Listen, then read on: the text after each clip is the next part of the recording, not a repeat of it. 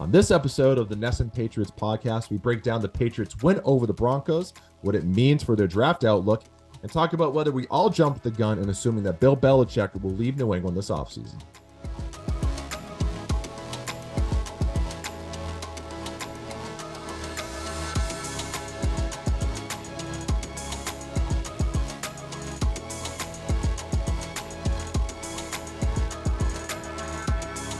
Hello, everybody, and welcome to another episode of the NESN Patriots Podcast. I'm Dakota, Randall, alongside always Zack Cox.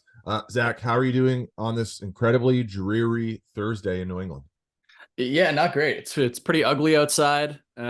Patriots were practicing indoors yesterday, and it was actually a very nice day by late December standards. I'm pretty sure they're outside today, so I'm sure players aren't super excited about that. But yeah, not the most beautiful Thursday morning here in the Boston area. No, it is definitely gross. Couple quick news things that have happened over the last day. We're recording this on Thursday morning at 10 a.m.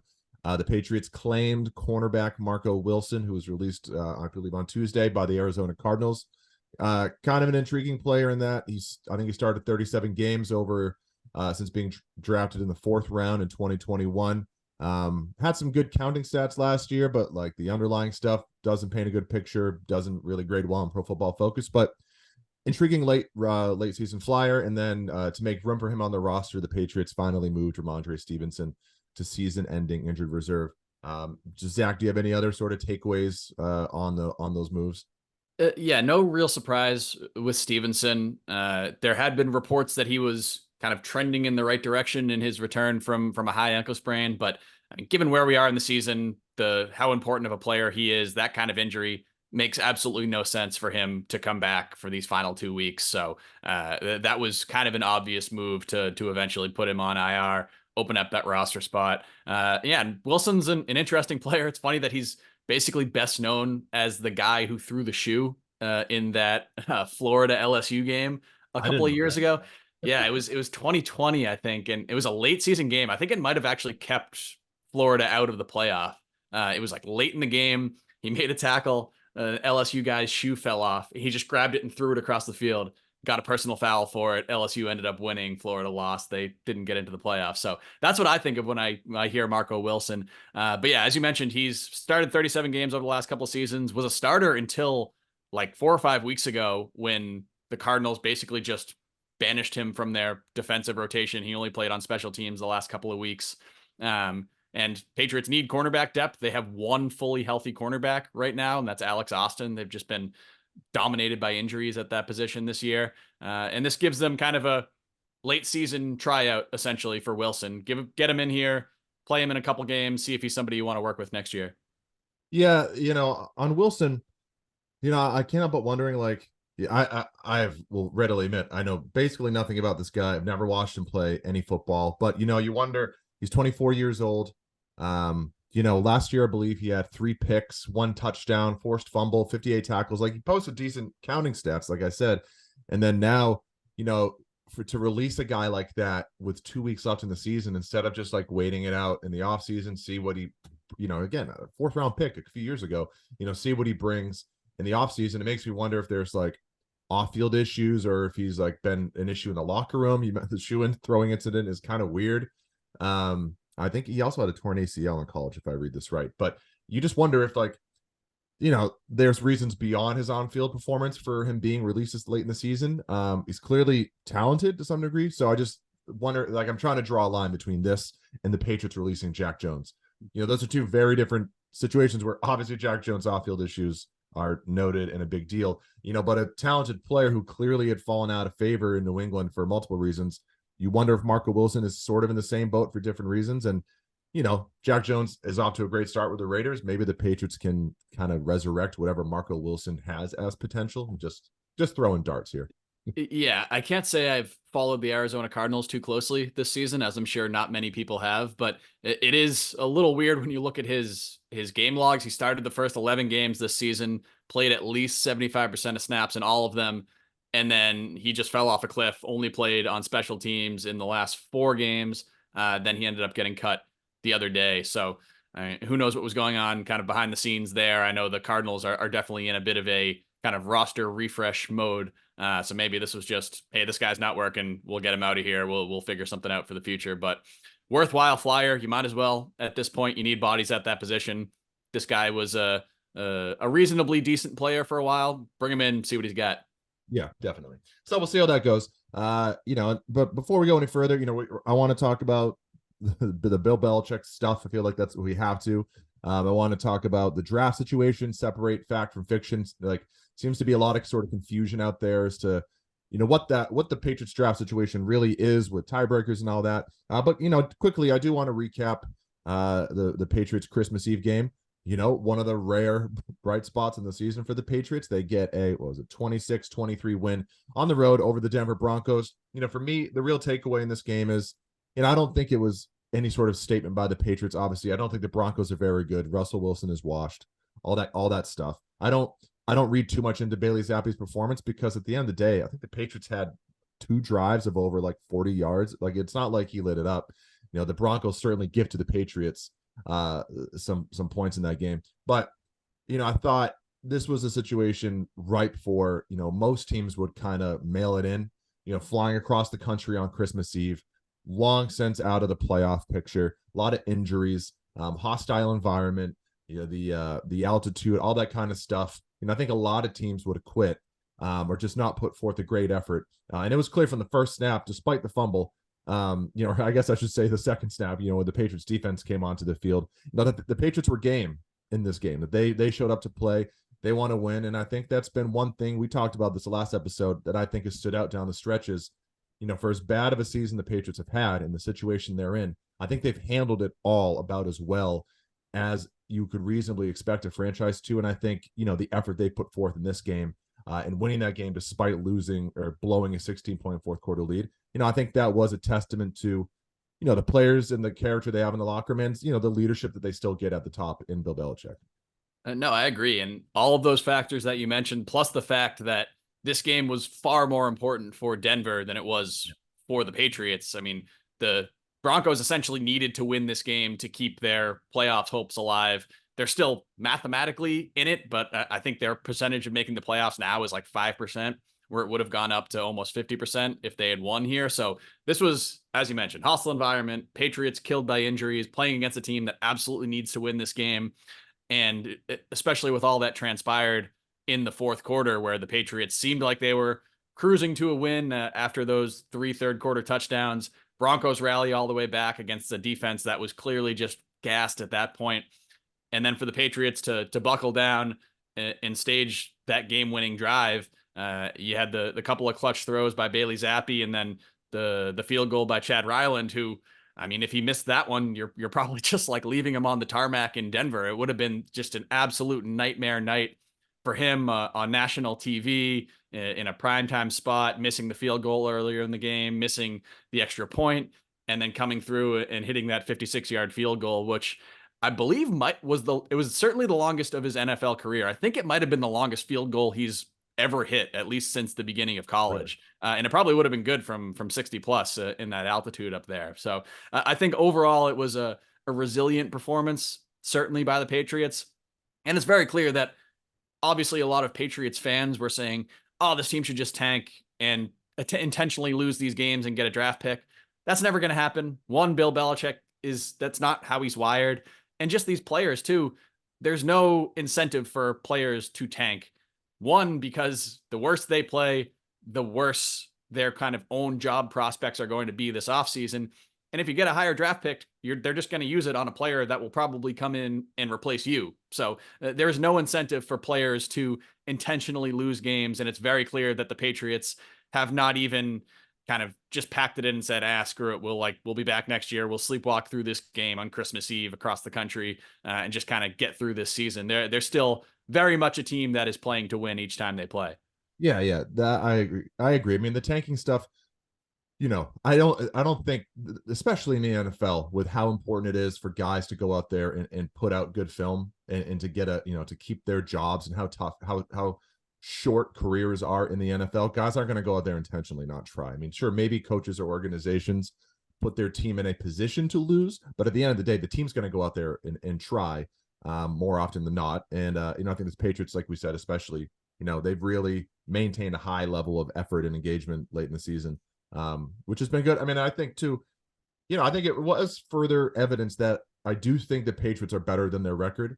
How much better, I don't know. We get into this debate about should they have gone to Bailey Zappi sooner. I say no. I think two things can be true. No, they shouldn't have, but at the same time, it probably would have led to more wins. And I think if they win, that Giants game, that Chargers game, that Colts game, I'm probably missing another one, even the Raiders game. You could have argued for benching Mac Jones after the Saints lost. Those are 4 wins right there. And then the Patriots could easily have 8 wins this season with how those games went. And then they're right there and competing for a playoff spot. Now, I think that would have been window dressing because I think ultimately they are a bad team, obviously, and I would have just kind of hidden the real issues with the team. But I think watching a game like this, like I do think of the bad or middling to below average teams in the AFC, I think the Patriots are.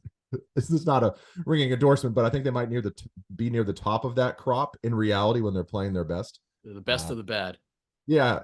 So, but also, the Patriots kind of killed the career of Russell Wilson with this win. How about that?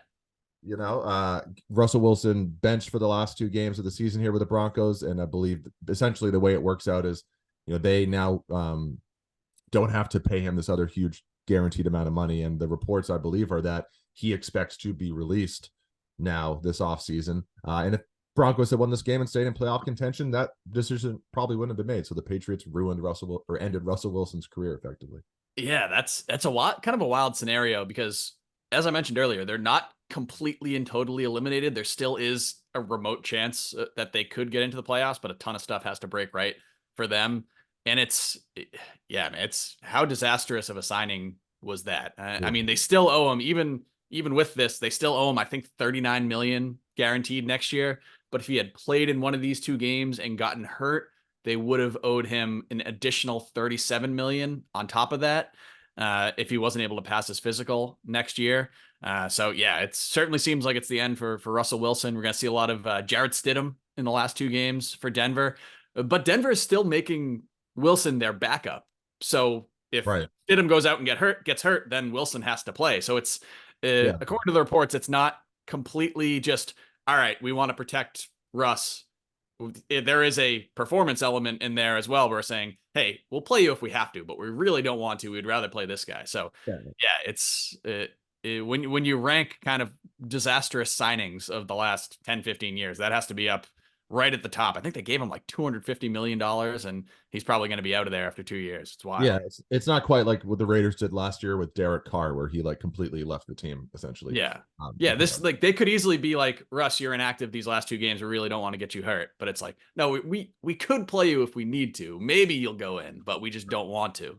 Yeah, and you talk about hollow stats. I mean, Russell Wilson ranks around. His stats are good this year. Yeah, but like you watch him for 5 minutes and you realize that he is cooked, especially like first sign of pressure, he was bailing the other night every time. And that's one thing when you are prime Russell Wilson with the wheels that he had to run around and make plays, but his legs, he does not have the same juice in his legs as he used to. So he just doesn't have much. Real quick, yes or no? Yes or no? Bailey's or no, not sorry, not yes or no. Bailey Zappi or Russell Wilson as the Patriots bridge quarterback. Assuming I would say with an unrealistic caveat that the money is the same. Oh, I mean, if the money is the same, probably Russell Wilson, but I don't think the money or would negligible. Be Let's say it's like if it's like you pay Bailey Zappi what you're paying him, or you pay Russell Wilson like $15 million a year, then I would say Bailey Zappi, because I think Russell Wilson is more or less cooked. If you can somehow like get him here for like $3 million, then he's probably a better option, but he's also looked so bad over the last 2 years that maybe that's not the case. So I think if you include financial considerations, I would go Bailey Zappi. I don't think bringing in Russell Wilson would be a good idea for the Patriots with where they are currently. No, and I think, any slight upgrade that he is at this point in his career over Bailey Zappi, which is, the Broncos, if you could have told the Broncos a couple of years ago that within a couple of seasons, Russell Wilson would be barely better than Bailey Zappi, that would be a scary thought. But any sort of upgrade he would be over Bailey Zappi, I think is almost like close to negated by the fact that all indications are people don't like playing with him. Yeah, he's just a weird dude. So I just don't think it would be a good fit. He also doesn't seem like a bridge quarterback type of guy No. at all with like the reports of him like having his own office in the Broncos facility under Hackett and all that. Like, yeah, he doesn't seem like the right play for the Patriots at this point. No, not at all. But I do want to quickly get into our 2 up and 2 down from this game. I'll just go through my 2 in a row right here. Number 1, well, not number 1, because I know we both have total 4 players. I'm not saying this was the best player the other night, but my first up is Demario Douglas. He did have that bad 3rd down drop, which, I mean, he could have gone all the way on that play. And that was, that was not a good play. However, he did catch 5 of his 8 targets for 74 yards, including that 41-yarder. I thought he looked really good in the slot in this game, which is, for him to, I think his best future with the Patriots is to become that next great slot receiver. And I thought he showed a lot more ability in that regard in this game in terms of his route running. He took some big hits over the middle, which is, again, you have to do that if you want to be a slot receiver in the Patriots offense. I thought this was, one of his better games of the year, not just in terms of the stats he posted, but just the way he played outside of that drop. I thought he had a good game. And Mac Wilson is my other up. Just, continuing this second half surge by Mac Wilson, making himself a lot of money in free agency. And kind of a wild transition into being, just kind of a versatile linebacker for the Patriots, but now just playing a lot on the edge. He's really become an edge rusher for the Patriots, and he's been delivering. I mean, he had another sack in this game. He had a forced fumble, had a couple tackles. I don't have the snap count in front of me right now, but I just thought, again, like he jumped off the field. He was flying all over the place, brings a lot of speed and playmaking ability. And it's just been really impressive to see how he's really come on here in the second half, to the point where, I think it's a real discussion where who should the Patriots prioritize in free agency, Mac Wilson or Josh Uche? I can make a case for Mac Wilson, which is not something I expected to say going into the season. Yeah, I would agree with that. I think you could probably even go Mac Wilson and or Anthony Jennings 1, 2, and then Josh Uche number 3 in that discussion if we're talking about that. But yeah, Wilson's been awesome over the last 4 or 5 weeks. This was a guy that was completely out of the defensive rotation late last season. I believe he's PFF's like 7th highest graded linebacker at this point. Again, take that for what it is. Why is like 4? Yeah, I think there are 2 Patriots in the top 5 or 6 there. But yeah, he's been awesome. His kind of evolution to becoming a part-time edge rusher, which he had really he had not done much at all since high school until this season. He's been super productive. He says he had a sack in the last 3 games. He had a forced fumble in this game that Denver ended up recovering. Almost had an interception in the end zone on that first drive. So yeah, he's been, I would say, one of the bigger surprises of this season is just how the kind of role that he's developed and how well he's played in that role. My 2 up, one of them, another defensive player, guy we mention here every single week, Christian Barmore. As we say on essentially every podcast, he's been phenomenal pretty much since the Raiders game back in week 6. And this was the best game of his career. He had 3 sacks. He had a key run stuff on the goal line. He drew a hold. He forced a fumble. He was just all over the field. I think he played something like 75-80% of snaps too in this game. This was a game where if people kind of nationally didn't really know who he is or didn't recognize how talented he is, I think there were some people watching this game Sunday night and saying, holy crap, this number 90 for the Patriots is just a game wrecker. He was fantastic. He just abused Quinn Miners, the right guard from Denver, who Bill Belichick this week called one of the strongest linemen in the NFL. And Barmore was just essentially running over him. So yeah, he's put himself into the clearly in the discussion of, okay, this guy needs to be a foundational piece for the Patriots for years to come. So will be interesting to see if they try to get anything done contract extension wise this offseason for Barmore once he becomes eligible, or whether they wait another year until he hits free agency. Seems like it would behoove them to be a little proactive on that front. And my other up is Bailey Zappi. As you mentioned, still not a perfect game from him. He has yet to play that kind of full, complete game that he's talked about wanting to work toward. Patriots offense didn't really do anything for most of the first quarter, and for the first 3 drives of the fourth quarter, they essentially didn't go anywhere. But overall, I would say this was his best overall game of the season. He was really effective throwing downfield. He was 5 of 5 on passes that traveled more than 20 yards downfield. He did a great job of moving around in the pocket. Didn't have the devastating interception that we've seen from him in a couple of his games. Bill Belichick said he did a good job as well of kind of handling things before the snap. You didn't see the delay of games and the substitution errors and things like that from him that we've seen from the Patriots at times this season. And he did it all behind an offensive line that was essentially playing second or third stringers at 3 or 4 different positions. So I thought that this was another encouraging performance from Zappe, a step forward for him, I would say, after some of the issues we saw from him in the last couple of weeks. Again, who knows what his ceiling is as an NFL player. I still don't think he's somebody that anybody's looking at saying, hey, I want this guy to start for us next season. But he's doing a solid job of kind of building a resume for himself these last couple of weeks. Yeah, I agree. To the point where, I think if you want to say Bailey Zappe is your bridge quarterback, I think you certainly could do better. And depending on, what if Mac Jones ever could reclaim his prior form, I'd still would take that Mac Jones over Bailey Zappe, but who knows if that'll ever happen. But I think right now Bailey Zappe would be a decent bridge option for the Patriots, depending on what kind of rookie quarterback they get in the draft if they do end up getting one. For me, my 2 down, I'm gonna go James Ferentz. Not entirely fair to him, but I think he only played 4 snaps, but he was at fault on that on the opening fumble for Bailey Zappe.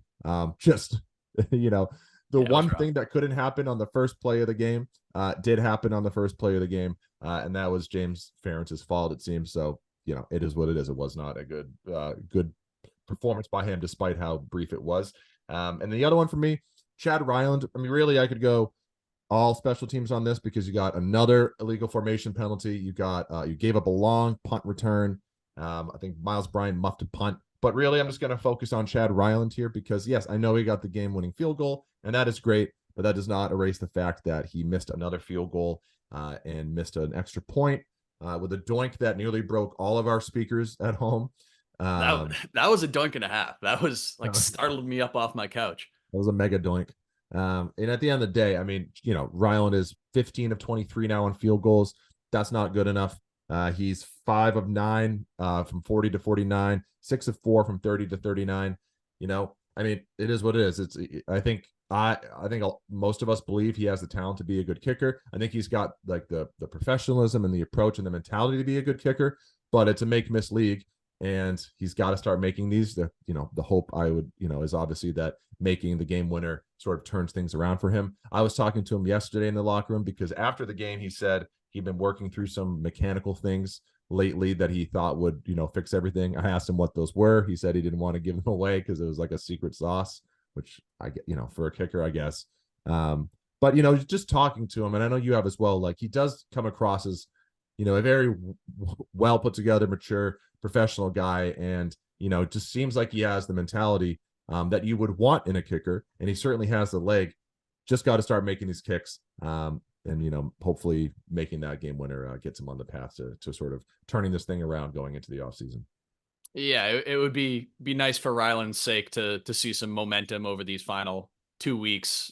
Just a couple of clean performances put you into the offseason on a good note, because even after this game winner, I would say at this point, the Patriots probably can't feel comfortable enough about Ryland to just be like, okay, this is our kicker next season. You have to imagine that they would bring in some competition for him and make him win his job, as Nick Folk had to do the last couple of off seasons. So it would definitely be a benefit for him to put some clean performances on the board over these last couple of weeks. My 2 downs, both on the offensive line. Antonio Mafi, the guy who replaced James Ferentz at left guard, he really struggled in this game. He was flagged for 3 holding penalties. One of them might have been meant for Verdarian Lowe, the Patriots left tackle, but his hold on that play was a little bit more blatant. But Mafi might have also gotten a handful of a Denver player's jersey on that.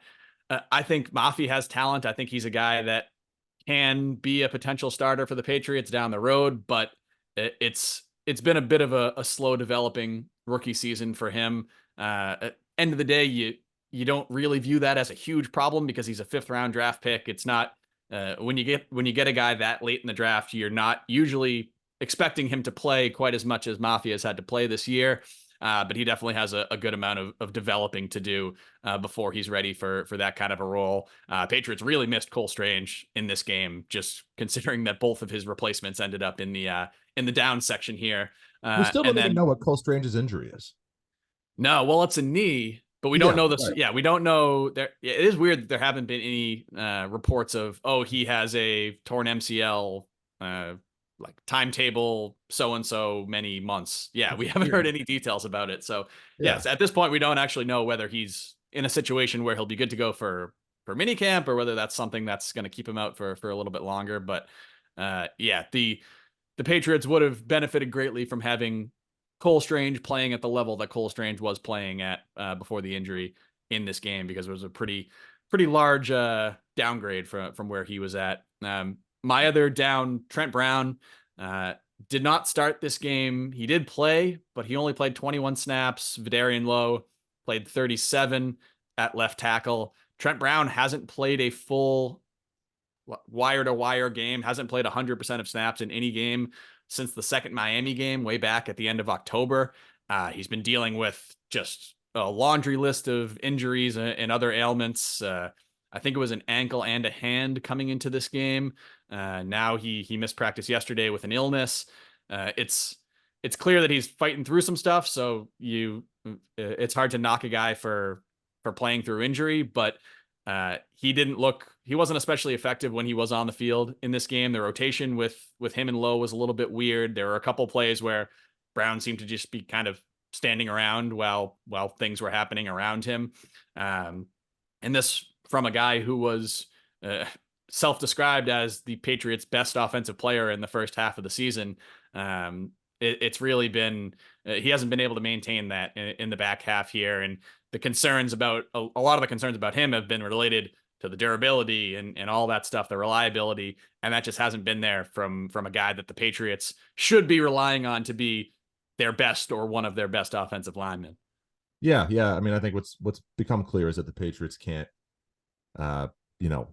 go into like their plan at left tackle this offseason can't be re-sign Trent Brown, and that's the answer. I think that much is abundantly clear. Again, when he's healthy, a very good player, but health continues to be an issue, and I think the effort at times, depending on where the Patriots are overall in standings and whatever, I think can be questioned, and that's definitely gone on here in the second half of the season. I do want to get into Bill Belichick's future, which really at this point, there are two big stories surrounding the Patriots. Number one is the future of Bill Belichick. Number two is the draft pick. And I guess, you can lump in the quarterback situation with that. I don't want to spend too much time on this because, not much has changed. Most of us still really don't know what's going to happen. But I think, there has been what I would say a not insignificant shift lately in the discourse, where only a few weeks ago, and especially after that Tommy Kern report came out, seemed like, this was set in stone. Belichick's going to be gone one way or the other, however that comes to be. It was just a, foregone conclusion at that point. And I feel like over the last week or so, last couple of weeks, there isn't anything saying that, a report saying he's going to stay or that Robert Kraft has changed his mind or anything. But, there has been, I think it was Greg Bedard yesterday from Boston Sports Journal said that Kraft is conflicted. Schefter, I believe yesterday or the day before, basically came out and kind of in his own way, it seemed like took a shot at Kern's reporting and just saying he's like, I'd be very, very surprised, and I don't see Robert Kraft giving away that decision to anyone, including reporters this early. And just some of the other stuff you see, like the language has started to change, where probably, most likely scenarios that he's gone, but we don't really know what Robert Kraft's going to do. Could Belichick save his season down the stretch? All that kind of stuff. There was some other reporting that people aren't enamored or completely sold on Gerard Mayo behind the scenes, that he's rubbed some people the wrong way, and that some people in the Patriots front office think that this would be too early for him to be a head coach. And so, off of that, you wonder, if they're not ready if they're not totally ready or sold that Gerard Mayo is ready to be the next head coach, and a better option like Mike Vrabel really doesn't become available, is the best course of action just sticking it out with Belichick. But I don't know, for you, Zach, do you get the same sense here that it seems to be going the other way a little bit? Do you now put more credence to the notion that Belichick could be back next season? Yes. If I was predicting today, I would still say that he probably will not be back, but I'm less confident in that than I was a couple of weeks ago. Cause yeah, as you mentioned the Curran report really seemed like a kind of a dividing line. It had sort of been building up to that. And then that came out and it was like, okay, it's pretty clear that he's gone, or he's 95% gone, whatever you want to call it. And then since then, there has been a little bit of I don't want to call it a walk back, but there have been a lot of voices out there saying, hey, maybe this is not a kind of completely done deal. I think if from in a perfect world, I think Kraft would love to keep Belichick as a head coach and get somebody else in to run the personnel. I think if you switch out Bill Belichick, you're probably accepting a downgrade from an actual coaching and game planning perspective. But I also don't think I don't think there's any way, with everything that Robert Kraft has said over the last 2 off seasons about wanting to be back in the playoffs and needing the Patriots to be in contention and all of this, for them to go whatever they're going to end up finishing 5-12, and then him to accept, okay, let's just run it back next year. Let's keep the personnel apparatus in place, just like keep it status quo and try it again in 2024. I can't see that happening. I think a change needs to be made. I think ideally you keep Bill as the coach. You make some sort of change where from a player evaluation standpoint and a roster building standpoint, because you need to fix some of the talent issues, especially on offense. I just don't know what that could possibly look like, because it is hard to imagine Belichick going in and saying, hey, look, like, I don't think I really have it anymore from an evaluation standpoint. I still want to coach. I still think I'm a great coach. Let's bring in Dave Ziegler or whoever and have him handle personnel. Maybe that's the path that they go. I think that would be best for all parties. But then if that does happen, you're left with the kind of question of, okay, is this guy actually going to have autonomy, or is he just going to get steamrolled by Bill on every roster move? So it's a very difficult situation to be in.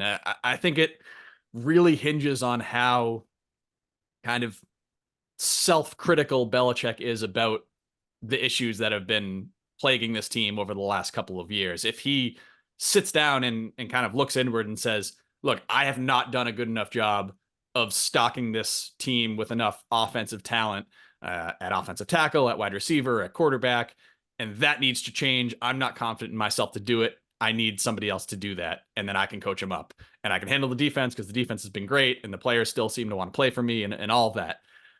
But if he doesn't, if he's just like, I know we were killed by injuries this year. If it wasn't for the injuries, we would have been great. Like, let's just run it back, keep the same strategy. I think that would be a mistake. So again, long way of saying I have no idea what's going to happen, but it's hard to envision a kind of clean scenario where everybody sort of agrees and everyone's happy with what happens moving forward. I don't know. It's tough to take away responsibilities from the greatest head coach in NFL history after he's done them for 25 years and expect him to be okay with that. So I don't know. What's your kind of view of this whole thing? Well, I think you touched on it there at the end that, like, I just don't think there are any, like, the ideal scenario would be that Bill goes to Bill O'Brien and says, hire your offensive staff, like everybody you want to hire. Cause I think that's a huge part of this is the Patriots offensive assistants on the offensive side of the ball. I can't speak.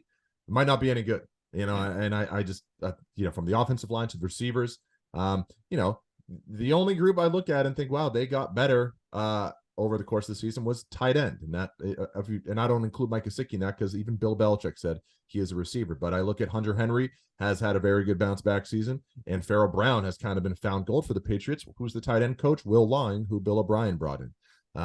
So I think, if they could let Bill O'Brien hire his full staff and then really bring in a personnel guy, even if it's Dave Ziegler, that has full autonomy. But I just don't see that happening because I think at the end of the day, both those guys will defer to Bill in one way or another, and we're going to be back in the same spot. So for the Crafts, I think the decision essentially is you're either all in on continuing with the Belichick way in every way, shape, or form, or you cut the cord and you go in a fully new direction.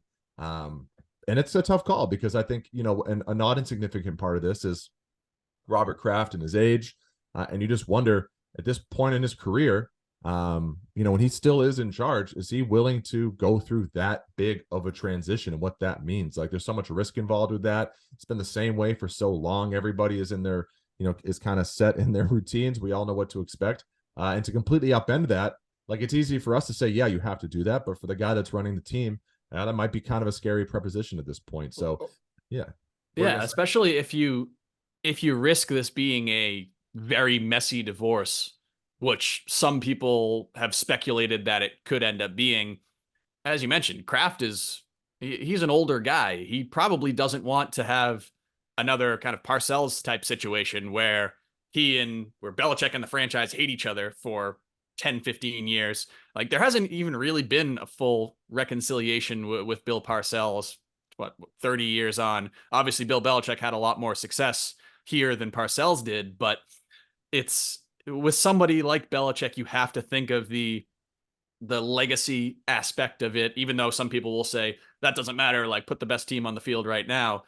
This is a guy who is basically like the pillar of your franchise, and the Patriots want to be able to have him back to bring him into the Hall of Fame in a year or two whenever he retires. They want to kind of have him around as a somebody who's connected to the franchise the way that Tom Brady seemingly will be from now going forward. And if it ends poorly, if there's some sort of like drawn out compensation disagreement, or Bill wants to stay and Kraft wants to remove sort of powers from him and whatnot, there's a potential that he could say, all right, screw you guys, I'm out of here. And then kind of have them not be on good terms at all for the foreseeable future. Again, you have to weigh how much value you place in that versus actually putting the proper competitive team on the field and winning now. But anybody who says that should just not even be a consideration, like, it is a consideration. It's Bill Belichick. You need to consider the kind of legacy aspect of this whole thing. Yeah, and on that, one thing I always see people bring up is that Robert Kraft wants to get in the Hall of Fame. He doesn't want to have on his resume the guy who fired Bill Belichick and ran Tom Brady out of town. I just think that's more a convenient framing of a narrative than it is reality. Like, I don't see how that stuff matters in a Hall of Fame discussion. Yeah, I think that's a little overblown. Yeah, I see people say that all the time, and I'm like, I don't think anybody's voting based on that stuff. Like, other owners have had to fire coaches. Like, it happens. But I think the interesting thing about what makes this Belichick situation so unique, and I can't really think of any other coaching controversy that even compares to it, not just because he's Bill Belichick, but because I don't think anybody looks at it and thinks he's not still a positive as a coach. Like, if I still, in terms of game planning for that week, what we need to do this week to beat the opponent, and getting his players to play for him, leading his players, buy in, all that stuff. I think all that is still very much there and at a very high level. The problem is that's not the Belichick experience that you sign up for. Is not just that. It's also the personnel stuff. So, I feel like it's all or nothing. They can't, like I said, there's no half measure. And I just, but I do, to kind of bring it back full circle. Yeah, I do wonder as we get closer to, the decision day, whether, Robert Kraft wavers, and whether when it comes time to push the button, if he's like, I just don't, they still play hard for him. I don't want to go through this transition. He convinced me in that meeting. I don't rule anything out at this point, and it'll be interesting to see what happens. Also, quick point before we move on to draft stuff. I'm very interested. I mean, this is Judgment Day is coming in like 2 weeks, less than 2 weeks. Yeah. Like, the Patriots' final game is next weekend. Usually, if a coach gets fired, it's going to happen on that Black Monday, the day after the Week 18 games. I'm very curious if we get any sort of acknowledgement in one direction or the other from either directly from Kraft or from Kraft via Adam Schefter, or if we get a report like next Saturday that's the Patriots are expected to move on from Bill Belichick after this game, or the Patriots have given Bill Belichick a strong indication that they will keep him as head coach, one way or the other, because it's going to be a weird scene against the Jets next weekend if there is not that kind of indication coming out before. If it's still a complete mystery whether this will be Belichick's last game or not, it's going to be bizarre. I mean, obviously there are other considerations to make with that, especially if there's a chance they could trade him to somewhere else. But yeah, it seems like, again, it would be best. I know Mike Giardi mentioned this in an article that he wrote on Boston Sports Journal the other day. It would seem like kind of a missed opportunity if they do expect to move on from Bill Belichick and that's not made known before that game, kind of give the fans a final chance to celebrate him and whatnot. But yeah, I'm we're going to be all kind of on pins and needles for the next week and a half, waiting to see what happens here. Yeah, and like just from a selfish work standpoint, it's like I don't want to spend the whole hour after that game asking all the players the same question and doing that whole song and dance, like which we've already been doing for the past like month and a half. Yeah. Yeah, it's just like I'm not looking forward to it. But anyway, moving on here, final topic. The draft. Obviously, the Patriots did not this last weekend was not good for them in their draft outlook. If what you really want is a top 2 pick, Patriots entered the weekend with the number 2 pick after beating the Broncos and watching the Commanders and Cardinals both lose. The Patriots now are 4th with 2 games left. They are at 4-11. The Commanders are at 4-11. Cardinals are 3-12. The Panthers, who will send their pick to Chicago, are 2-13. Almost beat the Packers.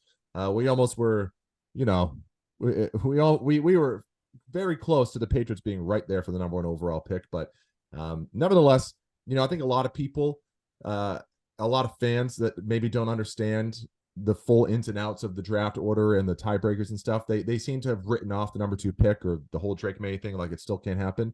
Do not do that. That's not what's going on. I think there still is absolutely a chance the Patriots get up there. It's going to require a win from the Cardinals. But really what I wanted to do in this segment, Zach, is kind of separate fact from fiction, or just lay it out for people who maybe don't understand how all this works, because this is the draft Mythbusters segment. Yeah. So I guess I've talked enough. If you want to sort of break down what people need to understand about strength of schedule, the tiebreakers, and what they really need to be paying attention to here over the last 2 weeks. Number one thing that people need to know, which I've gotten like a dozen questions about this on Twitter this week alone, head-to-head does not matter in draft order. This is different from playoff seeding. In playoff seeding, if you play a team head-to-head and you beat them, you're ahead of them. If you tie in playoff seeding, that does not matter for draft order. So just because the Commanders beat the Patriots a couple of weeks ago does not mean that if they finish tied, then the Patriots would get the higher draft pick. It's all about strength of schedule, which means the combined winning percentage of all of your opponents. The team, if 2 teams finish tied, the team with the higher strength of schedule, meaning they played better teams, that team would get the lower pick. So right now, Washington and New England, both 4-11, both tied in the standings. Washington's strength of schedule is 518, so they have the 3rd pick, and the Patriots' strength of schedule is 522, so they have the 4th pick.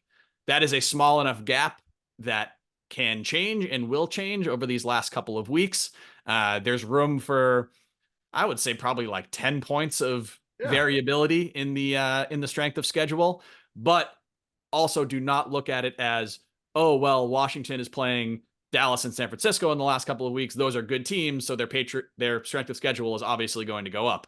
That is also not the correct way to look at it. Strength of schedule, at least on Tankathon, which is the site that we and most people use for this kind of thing, it already factors a team's entire schedule into it. So the Niners game and the Cowboys game that the Commanders have not yet played, those are already factored into their strength of schedule. So just because they play a contending team, it's not going to spike up by 40 points or something like that. So it's something that it's really difficult to predict or to project because there are so many different variables. I mean, if the Saints play a game, whether they win or lose is going to impact the Patriots' strength of schedule because they played the Saints earlier this season. So it's pretty difficult to make kind of future predictions on how those are all going to shake out. But I think those are the big points that you need to keep in mind over these last couple of weeks as you're schedule watching and trying to figure out where the Patriots are going to land. And there's another important point too. I'll let you get into it about the divisional games and how those typically count more toward the strength of schedule. Yeah, I mean the big thing is that the divisional games or opponents count twice on your schedule. So, like for instance, the Chiefs' winning percentage right now, which is 600, that winning percentage just counts once on the Patriots' strength of schedule because they only played the Chiefs once. But like the Jets, who have a winning percentage of 400, that gets factored in twice on the Patriots' strength of schedule. So, if you're a Patriots fan, you are rooting for the Browns to beat the Jets tonight because that would double help the Patriots strength of schedule, because you want the Patriots strength of schedule. The more losses on their opponent's winning percentage, the better, because you want that to go down, obviously. So, but the other thing too is I think that's the only instance of one of the AFC opponents playing outside of the division over the rest of the season. I think the season finale will be Patriots Jets and Buffalo Miami. So this is the only one really where, and obviously in those other two ones like Buffalo Miami, it doesn't really matter what happens because it's going to be the same on either end. Yeah. But that is the big one. So that's the last one that you really can root for. You want Browns to beat the Jets tonight. But the other thing is at a certain point. Yeah, I was gonna say it gets dicey because obviously the tiebreaker only matters if the teams are tied. And the Jets are currently 2 games ahead of the Patriots in the standings. So theoretically, if they lose this weekend, Patriots win this weekend, and then Patriots win against the Jets in week 18, then the Jets could potentially jump over the Patriots, but depending on what the overall strength of schedule is going to be. Right. Yeah. But at that point, you're probably down to like pick 8. And it doesn't really matter then. And it doesn't really matter. So really, what you want the Jets, because I think it's really all about Washington here. And so the final point that I would make on this is, I think for the Patriots, and there was a report, I think, through ESPN yesterday with Graziano and Fowler that Washington is really interested in Caleb Williams. I mean, it's not really like an amazing bit of intel. I mean, he's the number 1 prospect, but that, and I think and I do think that that's a real development here over the last couple of weeks is I think Justin Fields has certainly made it. Like, I think that the Bears have to think hard about that now if they want to roll with him as their future quarterback. I think you could make that case. And I think, if let's say that Washington finishes 3rd, and they want to trade up to number 1 to get that pick from the Bears, the Bears slide down to number 3. They're not going to take a quarterback. They'd probably take Harrison or whatever. And then they have their own pick somewhere in the top 8 and they take a tackle. That's how they're going to look at things. And so for the Patriots, I think really if they don't finish in the top 3, I think as long as Arizona is in there at number 2, the Patriots are going to be more well-positioned than anybody else to trade up to Arizona's spot and get that quarterback. Again, this operates on the assumption that the Bears are going to stick with Justin Fields. And again, like they'd have to be blown away by another team to not just trade with Washington, who's just a couple spots behind them. Like if the Jets are going to trade up to that spot, the Jets would have to trade a lot. And are they going to do that? I don't know, maybe. But if you're the Bears, like, is that offer better than what you could get trading with Washington or whoever to still get someone like Marvin Harrison or the best tackle in the draft? So I think for the Patriots, if they finish at 4-3, they're still going to be right there where all they'd really have to do with Arizona, I think, is give them their number 1 pick at number 4 or whatever it is. And then either their 2nd round pick, which would be like 35 overall, or maybe not even that much, maybe a 3rd or a 4th. That is all it's going to take. And that's if the Patriots really want someone like Drake May, I think like it's still going to be totally within striking distance for them, solely because it looks like Arizona is going to stick with Kyler Murray, and I think there's an increasing chance that Chicago sticks with Justin Fields. Yeah, notable developments in this quarterback front, the Justin Fields one certainly, and the fact that Sam Howell has been benched in the last 2 games in Washington, and there was a point midway through the year where he was leading the NFL in passing yards. He was looking like, all right, maybe this guy isn't a total franchise guy, but he might be good enough that the Commanders could use their first pick on Marvin Harrison or a tackle or a defensive player or something like that. Now it seems much more likely that they would draft a quarterback if they finished up near the top there. Going to be fascinating to see where the Patriots end up landing. Right now, the lowest they can pick is 9. Yep. And every team that reaches 7 wins, that creates a new floor for the Patriots. So Chicago and the Jets are both 6 and 9. If they both win this weekend, Patriots can't pick any lower than 7th, and it will kind of continue to go up and up from there. Because the Patriots currently, right now, 4 and 11, they cannot finish with any more than 6 wins. So it looks unlikely that they will land a top 2 pick just based on final draft Need Arizona to order. win. Yeah. They need Arizona to win. They basically need Arizona to win one more game than they do, more or less. And then obviously Washington is a variable in there as well. But even if they don't land one of those top 2 picks, there still is a path to potentially getting one of those top 2 quarterbacks if that is their intention in this draft. I will say that if they finish where they currently are at 4 or finish at 5, somewhere in that range, there are a lot more different avenues that they can take on draft night, which is honestly just going to create a lot more work for us as we go into this draft. They can stick there and draft whoever falls. They can trade up to grab a quarterback or theoretically Marvin Harrison. They can trade down a couple of spots and pick up some extra assets. So I would say there's a lot more room for different options, a lot more variability if they land there rather than if they land at 2, yeah, maybe they'll trade down, but I think the chances of them sticking and picking whoever the top prospect is there is a lot higher. So yeah, it's going to be, yeah.